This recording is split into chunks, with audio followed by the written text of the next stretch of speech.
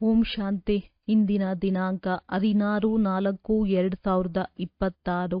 ಪ್ರಾರ್ಥ ಮುರುಳಿ. ಬಾಪ್ತಾದ ಮಧುಬನ.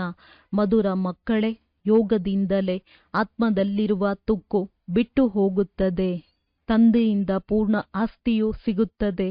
ಆದ್ದರಿಂದ ಎಷ್ಟು ಸಾಧ್ಯವೋ ಅಷ್ಟು ಯೋಗ ಬಲವನ್ನು ಹೆಚ್ಚಿಸಿಕೊಳ್ಳಿ.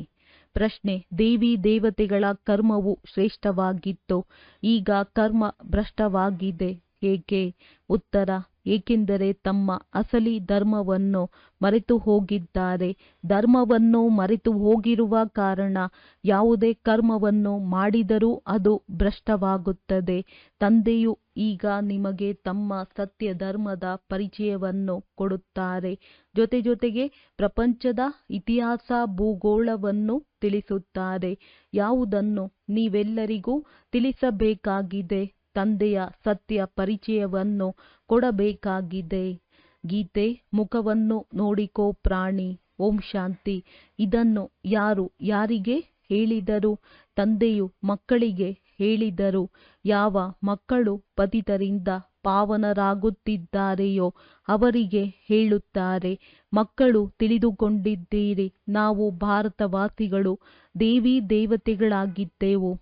ಈಗ 84 ಜನ್ಮಗಳ ಚಕ್ರವನ್ನು ಸುತ್ತಿ ಸತೋ ಪ್ರಧಾನದಿಂದ ಈಗ ಸತೋ ರಜೋ ತಮೋ ಪ್ರಧಾನರಾಗಿದ್ದೇವೆ. ಪತಿತರನ್ನು ಪಾವನ ಮಾಡುವಂತಹ ಒಬ್ಬ ತಂದೆಯು ಹೇಳುತ್ತಾರೆ, ನೀವು ನಿಮ್ಮ ಹೃದಯದಿಂದ ಕೇಳಿಕೊಳ್ಳಿ, ನಾನು ಎಲ್ಲಿಯವರೆಗೆ ಪುಣ್ಯಾತ್ಮನಾಗಿದ್ದೇನೆ. ನೀವು ಸತೋ ಪ್ರಧಾನ ಪವಿತ್ರ ಆತ್ಮಗಳಾಗಿದ್ದೀರಿ. ಮೊಟ್ಟ ಮೊದಲು ನಿಮ್ಮನ್ನು ದೇವಿ ದೇವತೆಗಳೆಂದು ಕರೆಯಲಾಗುತ್ತಿತ್ತು. ಯಾವುದನ್ನು ಆದಿ ಸನಾತನ ದೇವಿ ದೇವತಾ ಧರ್ಮವೆಂದು ಕರೆಯಲಾಗುತ್ತಿತ್ತು. ಈಗ ಯಾವುದೇ ಭಾರತವಾಸಿಯು ತನ್ನನ್ನು ದೇವಿ ದೇವತಾ ಧರ್ಮದವರೆಂದು ಹೇಳಿಕೊಳ್ಳುವುದಿಲ್ಲ. ಹಿಂದೂ ಧರ್ಮವೆನ್ನುವುದು ಯಾವುದೂ ಇಲ್ಲ. ಆದರೆ ಪತಿತರಾಗಿರುವ ಕಾರಣ ತಮ್ಮನ್ನು ತಾವು ದೇವತೆಗಳೆಂದು ಹೇಳಿಕೊಳ್ಳುವುದಿಲ್ಲ. ಸತ್ಯಯುಗದಲ್ಲಿ ದೇವತೆಗಳು ಪವಿತ್ರರಾಗಿದ್ದರು. ಪವಿತ್ರ ಪ್ರವೃತ್ತಿ ಮಾರ್ಗವಿತ್ತು. ಯದಾ ರಾಜ ರಾಣಿ ತಥಾ ಪ್ರಜೆಗಳಾಗಿದ್ದರು. ಭಾರತವಾಸಿಗಳಿಗೆ ತಂದೆಯು ನೆನಪು ತರಿಸುತ್ತಾರೆ, ನೀವು ಪವಿತ್ರ ಪ್ರವೃತ್ತಿ ಮಾರ್ಗದವರು, ಆದಿ ಸನಾತನ ದೇವಿ ದೇವತಾ ಧರ್ಮದವರಾಗಿದ್ದೀರಿ. ಅದನ್ನು ಸ್ವರ್ಗವೆಂದು ಹೇಳಲಾಗುತ್ತಿತ್ತು. ಅಲ್ಲಿ ಒಂದೇ ಒಂದು ಧರ್ಮವಿತ್ತು. ಮೊದಲ ನಂಬರಿನ ಮಹಾರಾಜ ಮಹಾರಾಣಿ ಲಕ್ಷ್ಮೀನಾರಾಯಣರಾಗಿದ್ದರು. ಅವರ ವಂಶವಿತ್ತು. ಭಾರತವು ಬಹಳ ಸಂಪದ್ಭರಿತವಾಗಿತ್ತು. ಅದು ಸತ್ಯಯುಗವಾಗಿತ್ತು. ನಂತರ ತ್ರೇತಾದಲ್ಲಿಯೂ ಸಹ ಪೂಜ್ಯ ದೇವಿ ದೇವತೆಗಳು ಅಥವಾ ಕ್ಷತ್ರಿಯರೆಂದು ಕರೆಯಲಾಗುತ್ತಿತ್ತು.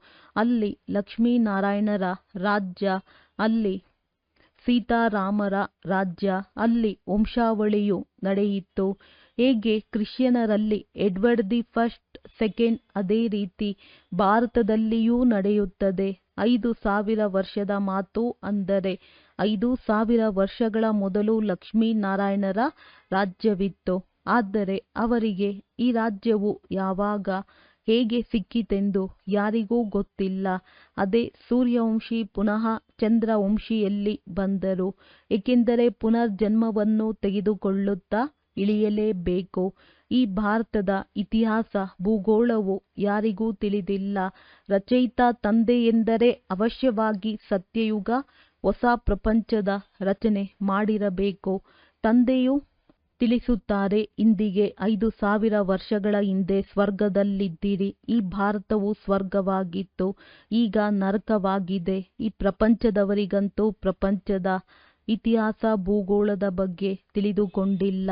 ಅವರಿಗಂತೂ ಅಪೂರ್ಣವಾದ ಕಡೆಯ ಅರ್ಥ ಇತಿಹಾಸವೂ ಗೊತ್ತಿದೆ. ಸತ್ಯಯುಗ ತ್ರೇತಾದ ಇತಿಹಾಸ ಭೂಗೋಳವು ಯಾರಿಗೂ ಗೊತ್ತಿಲ್ಲ.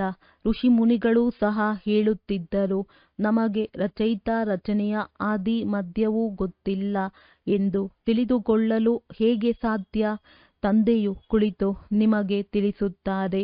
ಶಿವತಂದೆಯು ಭಾರತದಲ್ಲಿಯೇ ದಿವ್ಯವಾದ ಜನ್ಮವನ್ನು ತೆಗೆದುಕೊಳ್ಳುತ್ತಾರೆ. ಇಲ್ಲಿಯೇ ಶಿವ ಜಯಂತಿಯೂ ಆಗುತ್ತದೆ. ಶಿವ ಜಯಂತಿಯ ನಂತರ ಗೀತಾ ಜಯಂತಿಯಾಗಬೇಕು. ನಂತರ ಜೊತೆಯಲ್ಲಿಯೂ ಆಗಬೇಕು. ಆದರೆ ಈ ಶಿವ ಜಯಂತಿಯು ಯಾವಾಗ ಆಯಿತು? ಈ ರಹಸ್ಯವನ್ನು ಭಾರತವಾಸಿಗಳು ತಿಳಿದುಕೊಂಡಿಲ್ಲ. ಬುದ್ಧ ಜಯಂತಿ, ಕ್ರೈಸ್ತ ಜಯಂತಿ ಯಾವಾಗ ಆಯಿತು ಎಂದು ಬೇರೆ ಧರ್ಮದವರು ತಕ್ಷಣ ತಿಳಿಸುತ್ತಾರೆ. ಶಿವ ಜಯಂತಿ ಯಾವಾಗ ಆಯಿತು ಎಂದು ಯಾವುದೇ ಭಾರತವಾಸಿಯನ್ನು ಕೇಳಿದರೆ ಯಾರೂ ತಿಳಿಸಲು ಸಾಧ್ಯವಿಲ್ಲ. ಭಾರತದಲ್ಲಿಯೇ ಶಿವನು ಬಂದು ಏನು ಮಾಡಿದರು ಎಂದು ಯಾರಿಗೂ ಗೊತ್ತಿಲ್ಲ. ಶಿವ ಎಲ್ಲ ಆತ್ಮರುಗಳ ತಂದೆಯಾಗಿದ್ದಾರೆ. ಆತ್ಮವು ಅವಿನಾಶಿಯಾಗಿದೆ. ಆತ್ಮವು ಒಂದು ಶರೀರವನ್ನು ಬಿಟ್ಟು ಇನ್ನೊಂದನ್ನು ತೆಗೆದುಕೊಳ್ಳುತ್ತದೆ. ಇದು 84 ಜನ್ಮಗಳ ಚಕ್ರವಾಗಿದೆ. ಶಾಸ್ತ್ರಗಳಲ್ಲಂತೂ 84 ಜನ್ಮಗಳೆಂದು ಸುಳ್ಳು ಹೇಳಿಬಿಟ್ಟಿದ್ದಾರೆ. ತಂದೆಯು ಬಂದು ಸತ್ಯವಾದ ಮಾತನ್ನು ತಿಳಿಸುತ್ತಾರೆ, ಏಕೆಂದರೆ ಇದು ಮಾಯೆಯ ರಾಜ್ಯವಾಗಿದೆ. ಮೊದಲು ನೀವೆಲ್ಲರೂ ಪಾರಸ ಬುದ್ಧಿಯವರಾಗಿದ್ದೀರಿ. ಭಾರತವು ವಜ್ರ ಸಮಾನವಾಗಿತ್ತು. ಚಿನ್ನ, ವಜ್ರ, ವೈಡೂರ್ಯಗಳ ಮೆಹಲುಗಳಿತ್ತು. ತಂದೆಯು ಕುಳಿತು ರಚಯಿತ ಮತ್ತು ರಚನೆಯ ಆದಿ, ಮಧ್ಯ, ಅಂತ್ಯದ ರಹಸ್ಯ ಅರ್ಥಾತ್ ಇತಿಹಾಸ, ಭೂಗೋಳವನ್ನು ತಿಳಿಸುತ್ತಾರೆ. ಭಾರತವಾಸಿಗಳಿಗೆ ಇದು ಗೊತ್ತಿಲ್ಲ. ನಾವು ಮೊಟ್ಟಮೊದಲು ದೇವಿ ದೇವತೆಗಳಾಗಿದ್ದೆವು. ಈಗ ಪತಿತ ಕಂಗಾಲರು, ಅಧರ್ಮಿಗಳಾಗಿದ್ದೇವೆ. ನಮ್ಮ ಧರ್ಮವನ್ನು ಮರೆತು ಹೋಗಿದ್ದೇವೆ ಎಂದು ಇದು ಡ್ರಾಮಾ ಅನುಸಾರ ನಡೆಯಲೇಬೇಕಾಗಿದೆ. ಈ ಪ್ರಪಂಚದ ಇತಿಹಾಸ, ಭೂಗೋಳವು ಬುದ್ಧಿಯಲ್ಲಿರಬೇಕಾಗಿದೆ. ಶ್ರೇಷ್ಠಾತಿ ಶ್ರೇಷ್ಠವಾದ ಎಲ್ಲ ಆತ್ಮರ ತಂದೆಯೂ ಮೂಲ ವತನದಲ್ಲಿರುತ್ತಾರೆ. ನಂತರ ಸೂಕ್ಷ್ಮ ವತನವಿರುತ್ತದೆ. ಇದು ಸ್ಥೂಲ ವತನವಾಗಿದೆ. ಸೂಕ್ಷ್ಮ ವತನದಲ್ಲಿ ಬ್ರಹ್ಮ, ವಿಷ್ಣು, ಶಂಕರನು ಮಾತ್ರವೇ ಇರುತ್ತಾರೆ. ಅವರದ್ದು ಯಾವುದೇ ಇತಿಹಾಸ, ಭೂಗೋಳವಿಲ್ಲ. ಇವು 3 ಲೋಕಗಳಾಗಿವೆ. ಭಗವಂತನು ಒಬ್ಬರೇ ಆಗಿದ್ದಾರೆ. ಅವರ ರಚನೆಯೂ ಒಂದೇ ಆಗಿದೆ. ಯಾವ ಚಕ್ರವು ತೀರುತ್ತಲೇ ಇರುವುದು. ಸತ್ಯಯುಗದಿಂದ ತ್ರೇತ, ತ್ರೇತಾದಿಂದ ನಂತರ ದ್ವಾಪರ, ಕಲಿಯುಗದಲ್ಲಿ ಬರಲೇಬೇಕಾಗಿದೆ. 84 ಜನ್ಮಗಳ ಲೆಕ್ಕ ಬೇಕಲ್ಲವೇ? ಇದು ಯಾರಿಗೂ ಗೊತ್ತಿಲ್ಲ. ಇದ್ಯಾವುದೇ ಶಾಸ್ತ್ರಗಳಲ್ಲಿಯೂ ಇಲ್ಲ. 84 ಜನ್ಮಗಳ ಪಾತ್ರವನ್ನು ನೀವು ಮಕ್ಕಳೇ ಅಭಿನಯಿಸುತ್ತೀರಿ. ತಂದೆಯಂತೂ ಈ ಚಕ್ರದಲ್ಲಿ ಬರುವುದೇ ಇಲ್ಲ. ಮಕ್ಕಳು ಪಾವನರಿಂದ ಪತಿತರಾಗುತ್ತಾರೆ. ಆದ್ದರಿಂದಲೇ ಕೂಗುತ್ತಾರೆ, ಬಾಬಾ ಬಂದು ನಮ್ಮನ್ನು ಪುನಃ ಪಾವನರನ್ನಾಗಿ ಮಾಡಿ. ರಾವಣ ರಾಜ್ಯದಲ್ಲಿ ಎಲ್ಲರೂ ದುಃಖಿಗಳಾಗಿದ್ದಾರೆ. ಅವರನ್ನು ಮತ್ತೆ ಮುಕ್ತರನ್ನಾಗಿ ಮಾಡಿ ರಾಮರಾಜ್ಯಕ್ಕೆ ಕರೆದುಕೊಂಡು ಹೋಗಿ ಎಂದು ಒಬ್ಬನನ್ನೇ ಎಲ್ಲರೂ ಕರೆಯುತ್ತಾರೆ. ಅರ್ಧಕಲ್ಪ ರಾಮರಾಜ್ಯ, ಅರ್ಧಕಲ್ಪ ರಾವಣ ರಾಜ್ಯವಾಗಿದೆ. ಭಾರತವಾಸಿಗಳು ಯಾರು ಪಾವನರಾಗಿದ್ದರೋ ಅವರೇ ಪತಿತರಾಗುತ್ತಾರೆ. ವಾಮ ಮಾರ್ಗದಲ್ಲಿ ಹೋಗುವುದರಿಂದಲೇ ಪತಿತರಾಗುವುದು ಆರಂಭವಾಗುತ್ತದೆ. ಭಕ್ತಿ ಮಾರ್ಗ ಆರಂಭವಾಗುತ್ತದೆ. ಈಗ ನೀವು ಮಕ್ಕಳಿಗೆ ಜ್ಞಾನವನ್ನು ತಿಳಿಸಲಾಗುತ್ತದೆ. ಇದರಿಂದ ಅರ್ಧಕಲ್ಪ 21 ಜನ್ಮಗಳಿಗೆ ಸುಖದ ಆಸ್ತಿಯನ್ನು ಪಡೆದುಕೊಳ್ಳುತ್ತೀರಿ. ಅರ್ಧಕಲ್ಪ ಜ್ಞಾನದ ಪ್ರಾರಬ್ಧ ನಡೆಯುತ್ತದೆ. ನಂತರ ರಾವಣ ರಾಜ್ಯವಾಗುತ್ತದೆ. ಕೆಳಗಿಳಿಯುವುದು ಪ್ರಾರಂಭವಾಗುತ್ತದೆ. ನೀವು ದೈವಿ ರಾಜ್ಯದಲ್ಲಿದ್ದೀರಿ. ನಂತರ ಈಗ ಆಸುರಿ ರಾಜ್ಯದಲ್ಲಿ ಬಂದಿದ್ದೀರಿ. ಇದನ್ನೇ ನರಕವೆಂದು ಕರೆಯಲಾಗುತ್ತದೆ. ನೀವು ಸ್ವರ್ಗದಲ್ಲಿದ್ದೀರಿ. ನಂತರ 84 ಜನ್ಮಗಳನ್ನು ಮುಗಿಸಿಕೊಂಡು ಈಗ ನರಕದಲ್ಲಿದ್ದೀರಿ. ಅದು ಸುಖಧಾಮವಾಗಿತ್ತು. ಇದು ದುಃಖಧಾಮ. 100% ದಿವಾಳಿಯಾಗಿದೆ. 84 ಜನ್ಮಗಳ ಚಕ್ರವನ್ನು ಸುತ್ತುತ್ತಾ ಅದೇ ಭಾರತವಾಸಿಗಳು ಪೂಜ್ಯರಿಂದ ಪೂಜಾರಿಗಳಾಗಿದ್ದೀರಿ. ಇದಕ್ಕೆ ಪ್ರಪಂಚದ ಇತಿಹಾಸ, ಭೂಗೋಳವೆಂದು ಹೇಳಲಾಗುತ್ತದೆ. ಇದು ನೀವೆಲ್ಲ ಭಾರತವಾಸಿಯರ ಚಕ್ರವಾಗಿದೆ. ಅನ್ಯ ಧರ್ಮದವರು 84 ಜನ್ಮಗಳನ್ನು ತೆಗೆದುಕೊಳ್ಳುವುದಿಲ್ಲ. ಅವರು ಸತ್ಯಯುಗದಲ್ಲಿ ಇರುವುದಿಲ್ಲ. ಸತ್ಯಯುಗ ತ್ರೇತಾದಲ್ಲಿ ಭಾರತವೇ ಇರುತ್ತದೆ. ಸೂರ್ಯವಂಶಿ, ಚಂದ್ರವಂಶಿ, ನಂತರ ವೈಶ್ಯವಂಶಿ, ಶೂದ್ರವಂಶಿ. ಈಗ ನೀವು ದೇವತಾ ವಂಶಿಗಳಾಗಲು ಬ್ರಾಹ್ಮಣ ವಂಶೀಯರಾಗಿದ್ದೀರಿ. ಇವೆಲ್ಲವೂ ಭಾರತದ ವರ್ಣಗಳಾಗಿವೆ. ನೀವು ಶಿವ ತಂದೆಯಿಂದ ಆಸ್ತಿಯನ್ನು ತೆಗೆದುಕೊಳ್ಳಲು ಬ್ರಾಹ್ಮಣರಾಗಿದ್ದೀರಿ. 5000 ವರ್ಷಗಳ ಹಿಂದಿನ ಹಾಗೆಯೇ ನಿಮಗೆ ತಂದೆಯು ಓದಿಸುತ್ತಿದ್ದಾರೆ. ಕಲ್ಪಕಲ್ಪವೂ ನೀವು ಪಾವನರಾಗಿ ಮತ್ತೆ ಪತಿತರಾಗುತ್ತೀರಿ. ಸುಖಧಾಮದಲ್ಲಿ ಹೋಗಿ ನಂತರ ದುಃಖಧಾಮದಲ್ಲಿ ಬರುತ್ತೀರಿ, ಮತ್ತೆ ಶಾಂತಿಧಾಮದಲ್ಲಿ ಹೋಗಬೇಕಾಗಿದೆ. ಯಾವುದನ್ನು ನಿರಾಕಾರಿ ಪ್ರಪಂಚವೆಂದು ಕರೆಯಲಾಗುತ್ತದೆ? ಆತ್ಮ ಎಂದರೆ ಏನು? ಪರಮಾತ್ಮನೆಂದರೆ ಏನು? ಇದು ಯಾವುದೇ ಮನುಷ್ಯನಿಗೆ ಗೊತ್ತಿಲ್ಲ. ಆತ್ಮವು ಒಂದು ನಕ್ಷತ್ರರೂಪಿ ಬಿಂದುವಾಗಿದೆ. ಭ್ರುಕುಟಿಯ ಮಧ್ಯದಲ್ಲಿ ಹೊಳೆಯುತ್ತಿರುವ ನಕ್ಷತ್ರ ಚಿಕ್ಕದಾದ ಬಿಂದುವೆಂದು ಯಾವುದನ್ನು ದಿವ್ಯ ದೃಷ್ಟಿಯಿಂದ ನೋಡಲಾಗುತ್ತದೆ ಎಂದು ಹೇಳುತ್ತಾರೆ. ವಾಸ್ತವದಲ್ಲಿ ನಕ್ಷತ್ರವೆಂದು ಹೇಳುವುದು ಸರಿ ಇಲ್ಲ. ನಕ್ಷತ್ರವೂ ಸಹ ಬಹಳ ದೊಡ್ಡದಾಗಿಯೇ ಇರುತ್ತದೆ. ದೂರದಲ್ಲಿರುವ ಕಾರಣ ಚಿಕ್ಕದಾಗಿ ಕಾಣುತ್ತದೆ. ಇದು ಒಂದು ಉದಾಹರಣೆಗಾಗಿ ಕೊಡಲಾಗುತ್ತದೆ. ಹೇಗೆ ಮೇಲಿರುವಾಗ ಚಿಕ್ಕದಾಗಿಯೇ ಕಾಣುತ್ತದೆಯೋ ಹಾಗೆಯೇ ಆತ್ಮವು ಚಿಕ್ಕದಾಗಿದೆ. ತಂದೆಯೂ ಸಹ ಒಂದು ಬಿಂದು ಸಮಾನವಾಗಿದ್ದಾರೆ. ಅವರಿಗೆ ಸುಪ್ರೀಂ ಆತ್ಮವೆಂದು ಹೇಳಲಾಗುತ್ತದೆ. ಅವರ ಮಹಿಮೆಯೇ ಭಿನ್ನವಾಗಿದೆ. ಮನುಷ್ಯ ಸೃಷ್ಟಿಯ ಚೈತನ್ಯ ಬೀಜರೂಪವಾಗಿರುವ ಕಾರಣ ಅವರಲ್ಲಿ ಎಲ್ಲದರ ಜ್ಞಾನವಿದೆ. ನೀವು ಆತ್ಮಗಳಿಗೂ ಸಹ ಈಗ ಜ್ಞಾನವು ಸಿಗುತ್ತಿದೆ. ಆತ್ಮವೇ ಜ್ಞಾನವನ್ನು ಗ್ರಹಣ ಮಾಡುತ್ತಿದೆ. ಇಷ್ಟು ಚಿಕ್ಕ ಬಿಂದುವಿನಲ್ಲಿ 84 ಜನ್ಮದ ಪಾತ್ರವು ಅಡಕವಾಗಿದೆ. ಅದು ಸಹ ಅವಿನಾಶಿಯಾಗಿದೆ. 84 ಜನ್ಮಗಳ ಚಕ್ರವನ್ನು ಸುತ್ತುತ್ತಾ ಬರುತ್ತೀರಿ. ಇದರ ಅಂತ್ಯ ಆಗುವುದಕ್ಕೆ ಸಾಧ್ಯವೇ ಇಲ್ಲ. ದೇವತೆಗಳಾಗಿದ್ದೀರಿ. ದೈತ್ಯರಾಗಿ ನಂತರ ದೇವತೆಗಳಾಗಬೇಕಾಗಿದೆ. ಈ ಚಕ್ರವು ನಡೆಯುತ್ತಲೇ ಬರುತ್ತದೆ. ಬಾಕಿ ಬೇರೆಲ್ಲವೂ ಬೈಫ್ಲಾಟ್ಗಳಾಗಿವೆ. ಇಸ್ಲಾಮಿ, ಬೌದ್ಧಿ ಮುಂತಾದವರು ಯಾರೂ ಸಹ 84 ಜನ್ಮಗಳನ್ನು ತೆಗೆದುಕೊಳ್ಳುವುದಿಲ್ಲ. ಇದೇ ಸತ್ಯಯುಗ. ಭಾರತದಲ್ಲಿ ಧಾರ್ಮಿಕ ಸಂಪದ್ಭರಿತವಾಗಿತ್ತು. 84 ಜನ್ಮಗಳನ್ನು ಪಡೆಯುತ್ತಾ ವಿಕಾರಿಗಳಾಗಿದ್ದಾರೆ. ಇದು ವಿಕಾರಿ ಪ್ರಪಂಚವಾಗಿದೆ. 5000 ವರ್ಷಗಳ ಹಿಂದೆ ಪವಿತ್ರತೆ, ಶಾಂತಿ ಮತ್ತು ಸಂಪತ್ತು ಇತ್ತು. ತಂದೆಯು ಮಕ್ಕಳಿಗೆ ನೆನಪು ತರಿಸುತ್ತಾರೆ. ಮುಖ್ಯವಾದುದು ಪವಿತ್ರತೆಯಾಗಿದೆ. ಅದಕ್ಕಾಗಿಯೇ ವಿಕಾರಿಗಳನ್ನು ನಿರ್ವಿಕಾರಿಯನ್ನಾಗಿ ಮಾಡುವವನೇ ಬಾ ಎಂದು ಕರೆಯುತ್ತಾರೆ. ಅವರೇ ಸದ್ಗತಿ ಕೊಡುವವರು. ಆದ್ದರಿಂದ ಅವರೇ ಸದ್ಗುರುವಾಗಿದ್ದಾರೆ. ನೀವೀಗ ತಂದೆಯ ಮುಖಾಂತರ ಬೆಗ್ಗರ್ ಟು ಪ್ರಿನ್ಸ್ ಅಥವಾ ನರನಿಂದ ನಾರಾಯಣ, ನಾರಿಯಿಂದ ಲಕ್ಷ್ಮಿಯಾಗುತ್ತಿದ್ದೀರಿ. ನಿಮ್ಮದು ಇದು ರಾಜಯೋಗವಾಗಿದೆ. ತಂದೆಯ ಮುಖಾಂತರ ರಾಜ್ಯಭಾಗ್ಯವು ಸಿಗುತ್ತದೆ. ಆತ್ಮವೇ 84 ಜನ್ಮವನ್ನು ಪಡೆಯುತ್ತದೆ. ಆತ್ಮವೇ ಶರೀರದ ಮುಖಾಂತರ ಓದುತ್ತದೆ. ಶರೀರವು ಓದುವುದಿಲ್ಲ. ಆತ್ಮವು ಸಂಸ್ಕಾರವನ್ನು ತೆಗೆದುಕೊಂಡು ಹೋಗುತ್ತದೆ.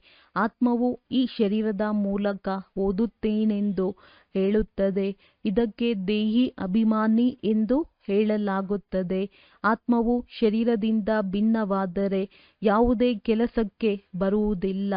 ಈಗ ನಾನು ಪುಣ್ಯಾತ್ಮನಾಗುತ್ತಿದ್ದೇನೆಂದು ಆತ್ಮವೇ ಹೇಳುತ್ತದೆ. ಮನುಷ್ಯನು ದೇಹಾಭಿಮಾನದಲ್ಲಿ ಬಂದು ನಾನು ಇದನ್ನು ಮಾಡುತ್ತೇನೆಂದು ಹೇಳುತ್ತಾರೆ. ಈಗ ನಿಮಗೆ ತಿಳಿದಿದೆ, ನಾವೆಲ್ಲರೂ ಆತ್ಮರಾಗಿದ್ದೇವೆ. ಇದು ನನ್ನ ದೊಡ್ಡ ಶರೀರವಾಗಿದೆ. ನಾನಾತ್ಮನು ಪರಮಾತ್ಮನಿಂದ ಓದುತ್ತಿದ್ದೇನೆಂದು ಹೇಳುತ್ತದೆ. ನನ್ನನ್ನೇ ನೆನಪು ಮಾಡಿ ಎಂದು ತಂದೆಯು ಹೇಳುತ್ತಾರೆ. ನೀವು ಚಿನ್ನದ ಯುಗದಲ್ಲಿ ಸತೋಪ್ರಧಾನರಾಗಿದ್ದೀರಿ. ನಂತರ ನಿಮ್ಮಲ್ಲಿ ತುಕ್ಕು ಬೆರಕೆಯಾಗುತ್ತದೆ. ತುಕ್ಕು ಹಿಡಿಯುತ್ತಾ ಹಿಡಿಯುತ್ತಾ ನೀವು ಪಾವನರಿಂದ ಪತಿತರಾಗಿದ್ದೀರಿ. ಆದ್ದರಿಂದ ಪುನಃ ಪಾವನವಾಗಬೇಕಾಗಿದೆ. ಹೇಳುತ್ತಾರೆ, ಪತಿತ ಪಾವನ ಬಾ, ಬಂದು ನಮ್ಮೆಲ್ಲರನ್ನು ಪಾವನ ಮಾಡು ಎಂದು ಕರೆಯುತ್ತಾರೆ. ಆದ್ದರಿಂದ ತಂದೆಯು ಸಲಹೆ ಕೊಡುತ್ತಾರೆ, ಹೇ ಪತಿತ ಆತ್ಮ, ನನ್ನನ್ನು ನೆನಪು ಮಾಡು. ನನ್ನನ್ನು ನೆನಪು ಮಾಡುವುದರಿಂದ ನಿನ್ನಲ್ಲಿರುವ ತುಕ್ಕು ಬಿಟ್ಟು ಹೋಗುತ್ತದೆ ಮತ್ತು ನೀನು ಪಾವನನಾಗುತ್ತೀಯಾ ಎಂದು ತಂದೆಯು ಸಲಹೆ ಕೊಡುತ್ತಾರೆ. ಇದಕ್ಕೆ ಪ್ರಾಚೀನ ಯೋಗವೆಂದು ಕರೆಯಲಾಗುತ್ತದೆ. ಈ ನೆನಪು ಎಂದರೆ ಯೋಗಾಗ್ನಿಯಿಂದ ತುಕ್ಕು ಭಸ್ಮವಾಗುತ್ತದೆ. ಮೂಲ ಮಾತಾಗಿದೆ, ಪತಿತರಿಂದ ಪಾವನರಾಗುವುದು. ಸಾಧು ಸಂತರು ಎಲ್ಲರೂ ಸಹ ಪತಿತರಾಗಿದ್ದಾರೆ. ನನ್ನೊಬ್ಬನನ್ನು ನೆನಪು ಮಾಡುವುದೇ ಪಾವನರಾಗುವುದಕ್ಕಾಗಿ ಉಪಾಯವಾಗಿದೆ ಎಂದು ತಂದೆಯು ತಿಳಿಸುತ್ತಾರೆ. ಈ ಅಂತಿಮ ಜನ್ಮದಲ್ಲಿ ಪವಿತ್ರರಾಗಿ ನಾನು ನಿಮ್ಮೆಲ್ಲರ ಪ್ರಿಯತಮನಾಗಿದ್ದೇನೆ. ಆದ್ದರಿಂದ ಕುಡಿಯುತ್ತಾ ತಿನ್ನುತ್ತಾ ನಡೆಯುತ್ತಾ ನನ್ನೊಬ್ಬನನ್ನೇ ನೆನಪು ಮಾಡಿ. ನಾನು ನಿಮ್ಮೆಲ್ಲರನ್ನೂ ಪಾವನ ಮಾಡಿದ್ದೆನು. ನಂತರ ನೀವೆಲ್ಲರೂ ಪತಿತರಾಗಿದ್ದೀರಿ. ನೀವೆಲ್ಲರೂ ಭಕ್ತರು, ನನ್ನ ಪ್ರಿಯತಮೆಯರಾಗಿದ್ದೀರಿ. ಕರ್ಮವನ್ನು ಬಲೆ ಮಾಡಿ ಎಂದು ಪ್ರಿಯತಮನು ಹೇಳುತ್ತಾನೆ. ಬುದ್ಧಿಯಿಂದ ನನ್ನನ್ನು ನೆನಪು ಮಾಡಿದರೆ ವಿಕರ್ಮ ವಿನಾಶವಾಗುತ್ತದೆ. ಇದರಲ್ಲಿಯೇ ಪರಿಶ್ರಮವಿದೆ. ಅಂದಾಗ ಆಸ್ತಿಯನ್ನು ಪಡೆಯಲು ತಂದೆಯನ್ನು ನೆನಪು ಮಾಡಬೇಕಲ್ಲವೇ? ಯಾರು ಹೆಚ್ಚಾಗಿ ನೆನಪು ಮಾಡುತ್ತೀರೋ ಅವರಿಗೆ ಹೆಚ್ಚಿನ ಆಸ್ತಿಯು ಸಿಗುತ್ತದೆ. ಇದು ನೆನಪಿನ ಯಾತ್ರೆಯಾಗಿದೆ. ಯಾರೆಷ್ಟು ನೆನಪು ಮಾಡುತ್ತಾರೆ ಅವರೇ ಪಾವನರಾಗಿ ನನ್ನ ಕೊರಳಿನ ಹಾರವಾಗುತ್ತಾರೆ. ನಿರಾಕಾರಿ ಪ್ರಪಂಚದಲ್ಲಿ ಎಲ್ಲ ಆತ್ಮಗಳ ಒಂದು ವೃಕ್ಷವು ಮಾಡಲ್ಪಟ್ಟಿದೆ. ಅದನ್ನು ನಿರಾಕಾರಿ ವೃಕ್ಷವೆಂದು ಕರೆಯಲಾಗುತ್ತದೆ. ಇದು ಸಾಕಾರಿ ವೃಕ್ಷವಾಗಿದೆ. ನಿರಾಕಾರಿ ಪ್ರಪಂಚದಿಂದ ಎಲ್ಲರೂ ನಂಬರ್ ವಾರ್ ಆಗಿ ಬರಲೇಬೇಕು, ಬರುತ್ತಾ ಇರುತ್ತಾರೆ. ವೃಕ್ಷವು ಎಷ್ಟು ದೊಡ್ಡದಾಗಿದೆ. ಆತ್ಮವು ಇಲ್ಲಿ ಅಭಿನಯ ಮಾಡಲು ಬರುತ್ತದೆ. ಯಾರೆಲ್ಲ ಆತ್ಮರಿದ್ದಾರೆಯೋ ಎಲ್ಲ ಆತ್ಮರು ಡ್ರಾಮಾದಲ್ಲಿ ಪಾತ್ರಧಾರಿಗಳಾಗಿದ್ದಾರೆ. ಆತ್ಮವು ಅವಿನಾಶಿಯಾಗಿದೆ. ಇದರಲ್ಲಿರುವ ಪಾತ್ರವೂ ಸಹ ಅವಿನಾಶಿಯಾಗಿದೆ. ಡ್ರಾಮಾವು ಯಾವಾಗ ಮಾಡಿದರು ಎಂದು ಹೇಳಲು ಸಾಧ್ಯವಿಲ್ಲ. ಇದು ನಡೆಯುತ್ತಲೇ ಇರುತ್ತದೆ. ಮೊಟ್ಟಮೊದಲು ಭಾರತವಾಸಿಗಳು ಸುಖದಲ್ಲಿದ್ದರು, ನಂತರ ದುಃಖದಲ್ಲಿ ಬಂದರು, ಮತ್ತೆ ಶಾಂತಿಧಾಮಕ್ಕೆ ಹೋಗುತ್ತಾರೆ. ತಂದೆಯು ನಂತರ ಸುಖಧಾಮಕ್ಕೆ ಕಳುಹಿಸಿಕೊಡುತ್ತಾರೆ. ತಂದೆಯು ರಾಜಧಾನಿಯನ್ನು ಸ್ಥಾಪನೆ ಮಾಡುತ್ತಿದ್ದಾರೆ. ಅಂದಾಗ ಅದರಲ್ಲಿ ಯಾರೆಷ್ಟು ಪುರುಷಾರ್ಥ ಮಾಡುತ್ತಾರೆಯೋ ಅಷ್ಟು ಶ್ರೇಷ್ಠ ಪದವಿಯನ್ನು ಪಡೆಯುತ್ತಾರೆ. ಇದರಲ್ಲಿ ಪುರುಷಾರ್ಥದನುಸಾರ ರಾಜ್ಯಭಾಗ್ಯವನ್ನು ಪಡೆಯುತ್ತಾರೆ. ಸತ್ಯಯುಗದಲ್ಲಿ ಅವಶ್ಯವಾಗಿ ಕೆಲವರೇ ಮನುಷ್ಯರಿರುತ್ತಾರೆ.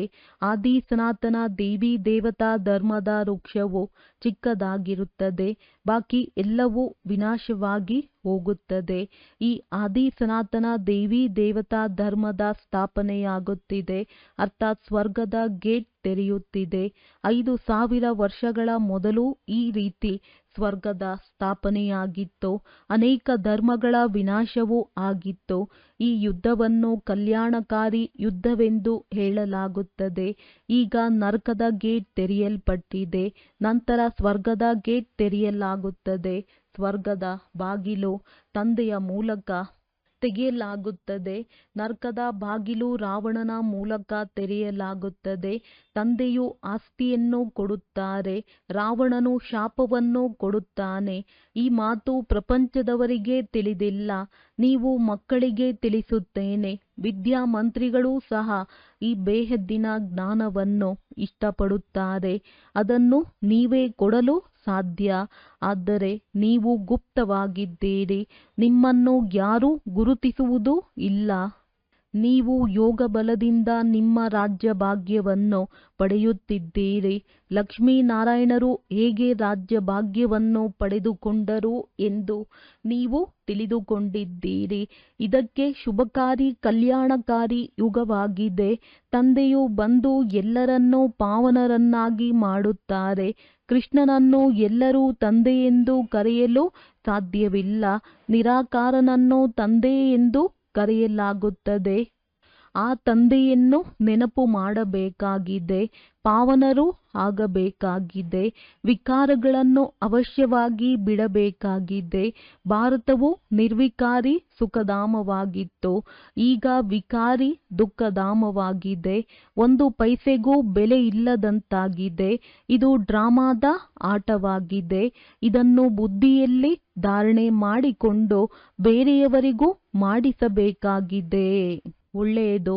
ಮಧುರಾತಿ ಮಧುರ ಅಗಲಿ ಹೋಗಿ ಮರಳಿ ಸಿಕ್ಕಿರುವ ಮಕ್ಕಳ ಪ್ರತಿ ಮಾತ್ಪಿತಾ ಬಾಪ್ ದಾದಾರವರ ನೆನಪು, ಪ್ರೀತಿ ಹಾಗೂ ಸುಪ್ರಭಾತ. ಆತ್ಮಿಕ ಮಕ್ಕಳಿಗೆ ಆತ್ಮಿಕ ತಂದೆಯ ನಮಸ್ತೆ. ಧಾರಣೆಗಾಗಿ ಮುಖ್ಯ ಸಾರ: ನೆನಪಿನಿಂದಲೇ ತಂದೆಯ ಕೊರಳಿನ ಹಾರವಾಗಬೇಕಾಗಿದೆ. ಕರ್ಮವನ್ನು ಮಾಡುತ್ತಾ ತಂದೆಯ ನೆನಪಿನಲ್ಲಿದ್ದು ವಿಕರ್ಮಾರ್ಜಿತರಾಗಬೇಕಾಗಿದೆ. ಪುಣ್ಯಾತ್ಮರಾಗಲು ಸಂಪೂರ್ಣ ಪುರುಷಾರ್ಥ ಮಾಡಬೇಕಾಗಿದೆ. ದೇಹಾಭಿಮಾನವನ್ನು ಬಿಟ್ಟು ದೇಹಿ ಅಭಿಮಾನಿಯಾಗಬೇಕಾಗಿದೆ. ವರದಾನ: ತಮ್ಮ ಬುದ್ಧಿಯೆಂಬ ನೇತ್ರವನ್ನು ಸ್ಪಷ್ಟ ಹಾಗೂ ಸುರಕ್ಷಿತವಾಗಿ ಇಟ್ಟುಕೊಳ್ಳುವಂತಹ ಮಾಸ್ಟರ್ ಜ್ಞಾನಪೂರ್ಣ ಶಕ್ತಿಪೂರ್ಣ ಭವ. ಹೇಗೆ ಜ್ಯೋತಿಷಿಯು ತನ್ನ ಜ್ಯೋತಿಷ್ಯದ ಜ್ಞಾನದಿಂದ ಮುಂದೆ ಬರುವಂತಹ ಆಪತ್ತುಗಳನ್ನು ತಿಳಿದು ಬಿಡುತ್ತಾರೆ, ಹಾಗೆಯೇ ತಾವು ಮಕ್ಕಳು ಮಾಯೆಯಿಂದ ಬರುವ ಪರೀಕ್ಷೆಗಳನ್ನು ಮುಂಚಿತವಾಗಿಯೇ ಪರಿಶೀಲಿಸುತ್ತಾ ಗೌರವಾನ್ವಿತವಾಗಿ ತೇರ್ಗಡೆಯಾಗುವುದಕ್ಕಾಗಿ ಬುದ್ಧಿಯೆಂಬ ನೇತ್ರವನ್ನು ಸ್ಪಷ್ಟವಾಗಿಟ್ಟುಕೊಳ್ಳಿರಿ ಮತ್ತು ಸುರಕ್ಷಿತವಾಗಿರಿ. ದಿನ ಕಳೆದಂತೆ ನೆನಪಿನ ಅಥವಾ ಶಾಂತಿಯ ಶಕ್ತಿಯನ್ನು ವೃದ್ಧಿ ಮಾಡಿಕೊಳ್ಳುತ್ತೀರೆಂದರೆ ಇಂದು ಏನಾಗುವುದಿದೆ ಎಂಬುದು ಮುಂಚಿತವಾಗಿಯೇ ತಿಳಿದು ಬಿಡುತ್ತದೆ. ಮಾಸ್ಟರ್ ಜ್ಞಾನಪೂರ್ಣ ಶಕ್ತಿಪೂರ್ಣರಾಗುತ್ತೀರೆಂದರೆ ಎಂದಿಗೂ ಸೋಲಾಗಲು ಸಾಧ್ಯವಿಲ್ಲ.